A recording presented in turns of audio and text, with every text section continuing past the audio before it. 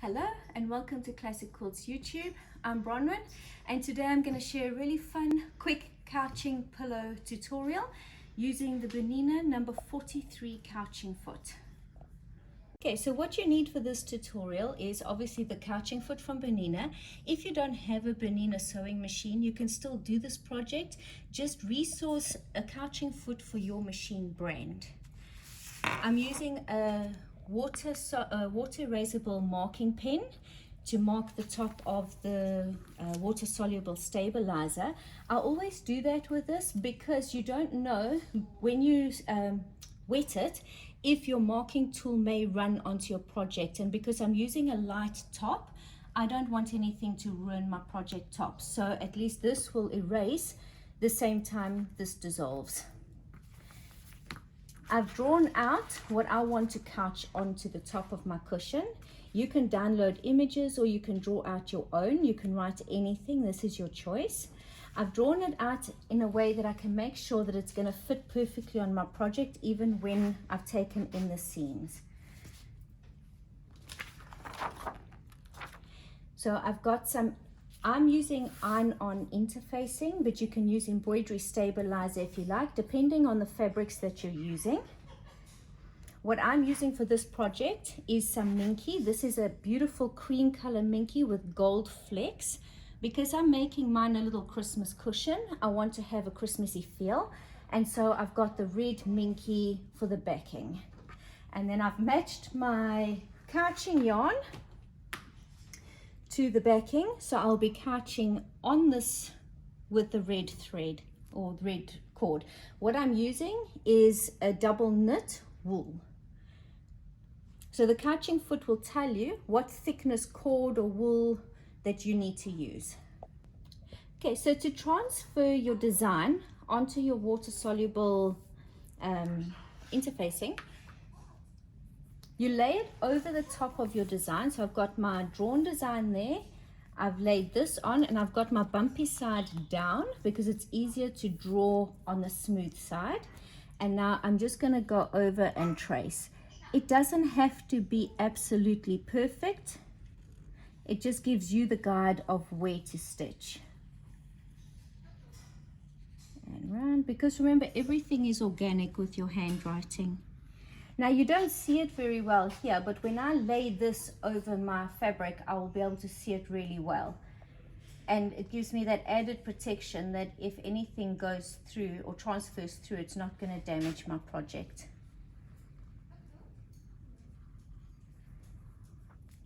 Okay.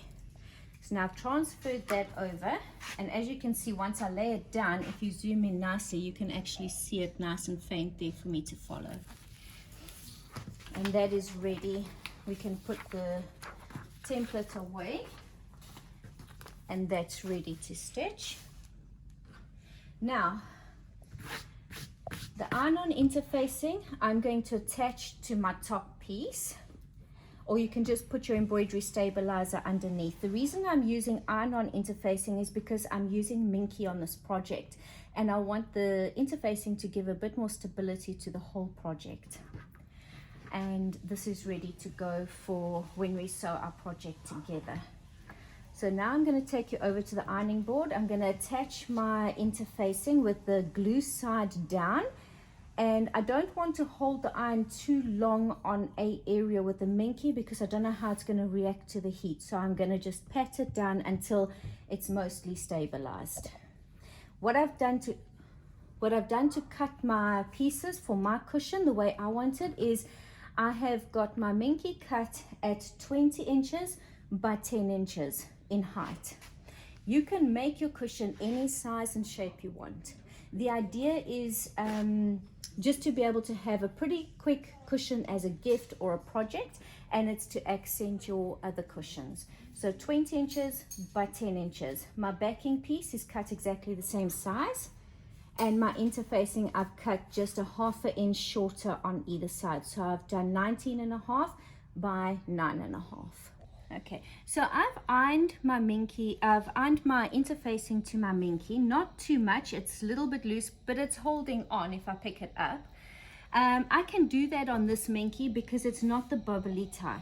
If you've got minky that has got the bubbles in it, I don't suggest you iron anything. Then I would rather choose to use a normal tearaway embroidery interfacing on it, because the bubbles will go. Okay, so to set up your number 43 foot, there's two ways depending on your machine. Some machines you use this little thread guide, and other machines you use the larger one that attaches to the side of your machine. The thread guide is to hold your thread in as you're couching. For me personally, I don't like using that because I find it puts too much tension on my thread. So I'm going to be doing mine without a thread guide. But you know, you've got the options depending on your machine to use your thread guide or not. You also get this little threading tool. I don't know if I can show you. Is that better to see? So this little threading tool is to get your cording through your thread guide and through your foot. And I'll walk you through that step by step. So to thread the cord through your foot, the first thing you're going to do is you're going to thread it through your thread guide, like you would thread a needle. And then you're going to use your thread guide through the top of your foot, and just when you get it to there, hold your thread guide gently and pull slowly to get it through. Some cords are thicker than others. You don't want to damage your thread guide. Okay, and there you've got it through. I like to leave a nice substantial tail. At this point, you're going to attach your foot to your sewing machine. And depending on what model machine you've got, you can program that you're using the number 43 foot.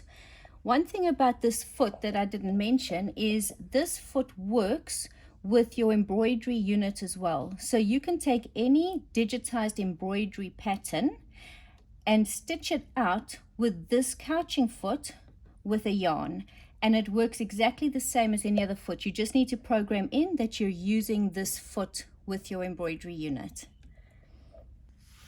So our next step is to attach our transfer onto the top of our cushion. Take the time to make sure that it's sitting nice and centered, because you don't want it to be lopsided once you put it on your project. What I'm using on this is a 50 weight Aurifil in a matching color to my yarn, and I've got that in my top and in my bobbin. And now I've attached my foot with the yarn coming through, but if you can see here, my thread is sitting up top.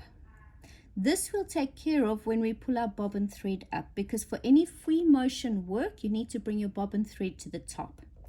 And my feed dogs are down. I've pushed in the button on the side of my machine to bring my feed dogs down to facilitate free motion quilting. Okay, I'm going to move my sheep out of the way. I'm going to put... Huh? She They're going said the to sheep pastures hole. yonder. They keep me company when I sew, except when I'm doing free motion, they get in the way. To get started, your thread is now up. We want to be able to get that underneath and through this hole. And we're going to do that the same way we do to bring our bobbin thread up. So you put your needle down, needle up, and now we're going to gently shift this out of the way, and we're going to grab and pull both loops. This is the loop from the top. Can you see as I'm pulling it, my thread is coming through, and now my top thread is through, and this is my loop from my bobbin, and as I give it a gentle tug, there's my bobbin thread. So now we have three threads. We have our cording, we have our top thread, we have our bobbin thread, and we're going to get everything lined up nicely, and we're going to hold onto all three threads. See, I've got all three in my hand and I've got a nice grip on them, and we're going to just take a few stitches in place to lock everything in. 1, 2, 3. Okay, and now with this cording, I'm bringing a nice little puddle so it sits loosely where I'm working. If you're using the thread guide, it will be sitting at that angle, threaded through your thread guide. This thread guide works well depending on the cording that you're using. I found with this wool, it kept getting stuck, which is the only reason why I'm using the puddle form instead. And now we can go. We're going to start stitching out our design, and I'm just going to be following the lines and traveling back as I need to. And I'm going to do one letter and cut it off and show you how you start and end. So we've done a few locking stitches, and now it's just time to go. Now stitch far enough. Oh, it didn't catch. Okay, so this is pretty normal. We're going to just go back and forward. Shift that out of the way, and let's keep going.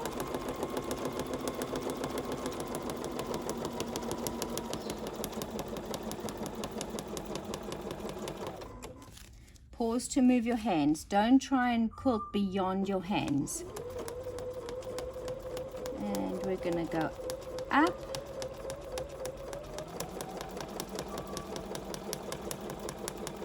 And around, and we're going to travel back.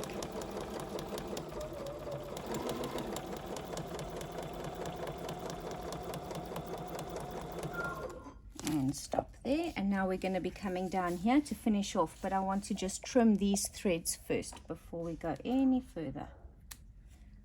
Okay, and now we're going to come back down here and finish off our J. Each time you pause, make sure you've got a good puddle of thread that is very loose and ready to go.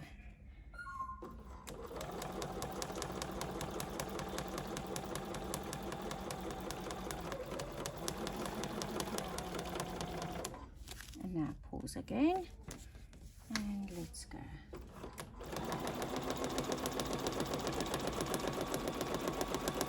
And you can see it didn't catch in that area, and that's perfectly okay. We're going to come back.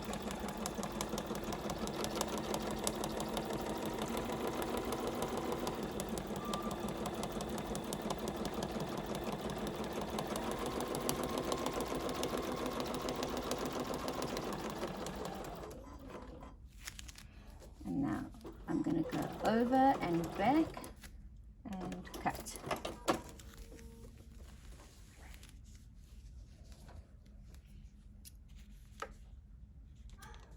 And we've got our J.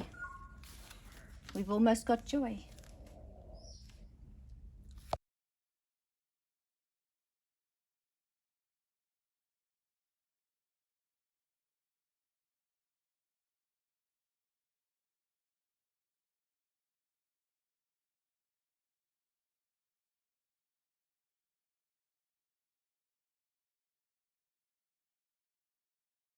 Okay, so here we have some joy. And my next one I'm going to do will say family, and you can create whatever it is you want to do with your cushions. Now I'm going to just show you quickly how to do the attaching. If you know how to do a basic little cushion with a stitch and flip, please go ahead, do your own method. But for anybody who this is their first project and they're not sure, let's do it together. So we've got pretty side up, and we always put pretty side down with it. So we've got the two pretty sides matching. And now we're going to just match it up nicely. My side that's got the interfacing is the side I'm going to put down with my pressure on my feed dogs, because if I put this side down, the feed dogs are going to pull it, and it is stretchy, so it's going to warp. So this is one of the reasons why I like to have the interfacing with the minky. So let's get it nicely pinned and placed.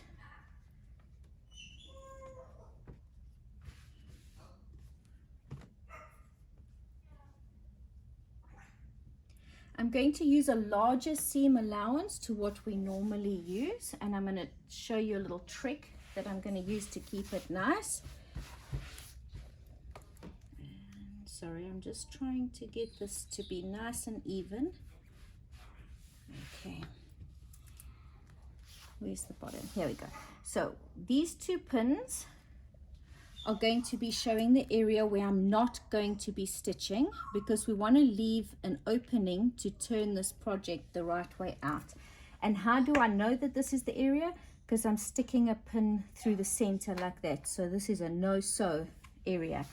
And now, because this is a stretchy fabric to work with, I believe the more pins you use, the higher your rate of success. The other option, if you don't like to use pins, the other option that holds us really well are your clips. And the more you put on, the merrier.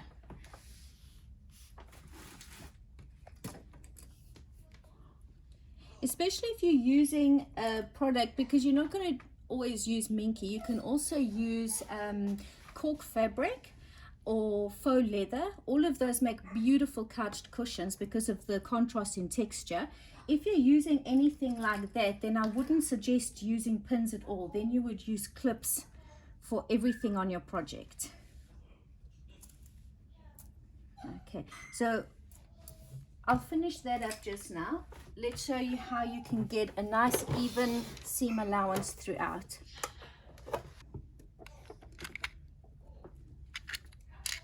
Okay, so I don't know if many of you know this, but in a Bernina set, you get this device. Okay, if you don't know what it is, today's the day. It is amazing. You're going to attach it here and you're going to choose one of these two holes. I always use the hole that is the closest to the machine bed unless I'm doing a very far away design. And then you get your little screw in and you turn it just to where this can still move. If I'm going to be doing very accurate piecing and I need a perfect 1/4 inch, the foot number 97D has got a cutout that this fits into. And then you attach it and it guides everything perfectly and you get a perfect exact 1/4 inch every time. But today we don't want a 1/4 inch, we want it bigger. So what I'm doing is I'm moving it out to the first line on my machine bed. And the reason I'm doing this instead of changing my foot is because I don't have a foot wide enough for this gap. But this will keep me perfectly consistent for my new stitch, for my new seam allowance. And you just give it a fasten. Now, to use this regularly, you don't have to always take it off and put it on. What I do is I unscrew it a little bit, I flip it around, and I screw it in there. The only time I remove it is if I'm doing free motion quilting. But if I'm doing any other piecing, if I don't want the guide, it sits here. When I want the guide, I attach it to exactly where I'm working with it. So I'm going to now stitch from here, back stitch, go all the way around and back to this point and back stitch, and then I'll meet you back here. You can see how the fabric snugs up so nicely on the seam guide and you don't get any of that shifting that you sometimes get when you're trying to just follow a line.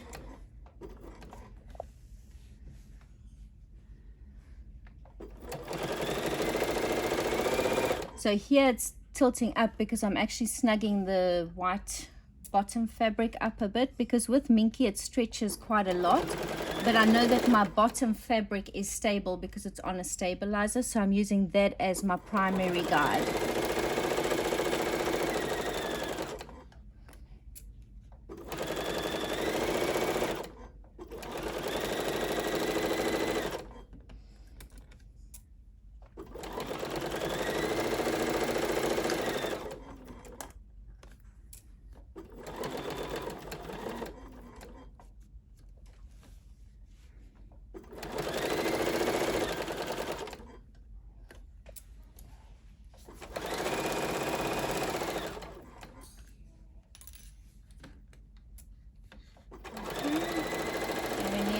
We're at our last corner.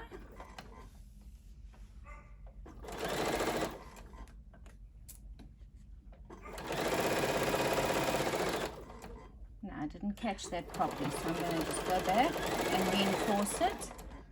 I'm not too pedantic about being perfect with minky because it is so stretchy in all directions and the end result is always really pretty, so it doesn't really matter. And now we're going to back stitch, cut our threads. And now we've got a nice little hole here for turning. But before we turn, we're going to trim our corners.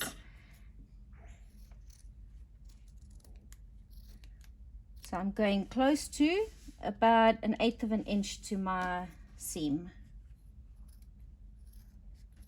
And I'm just taking a bunch of the bulk and excess off.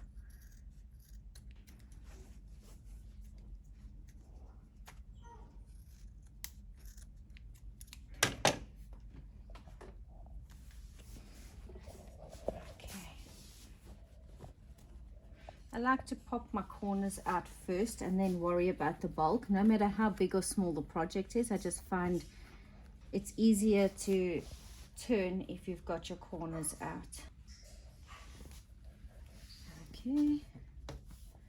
And now I've got this really magic tool. Have any of you ever seen a cuticle stick? And I'm going to use it to get my seams and my corners nice.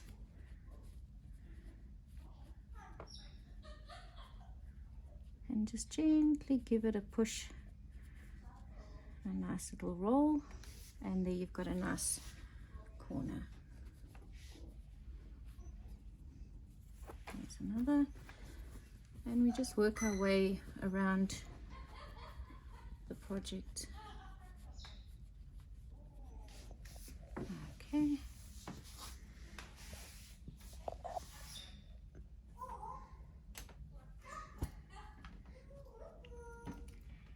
And you'll always have minky glitter.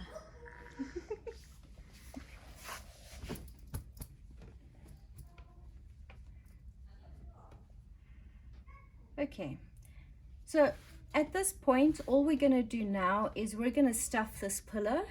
And once it's stuffed, this little gap, you can see how it's already curling under.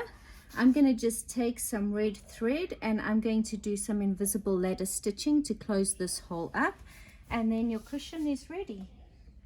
So I'll give you a nice little photo at the end of it all stuffed and closed up and ready to go on my sofa. Thank you so much for your time and joining us on this little project. I hope you enjoyed it, and I hope you learned something new to take home and make a cute little cushion for your house. I'd like to tell you, as a gift for you for watching to the end, we've got a lovely discount code on Classic Quilt's website.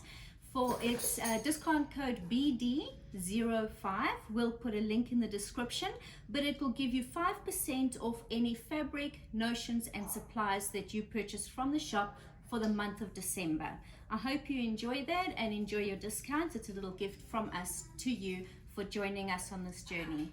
And don't forget that Classic Quilts has got an online quilting hub for sewers and quilters around the world to join familiar, friendly people and share in content and focused on learning, where we teach a lot of classes. We've got free and paid classes. Look it up, contact Classic Quilts, find out more about the hub and any other classes and tutorials that we run. Have a great day.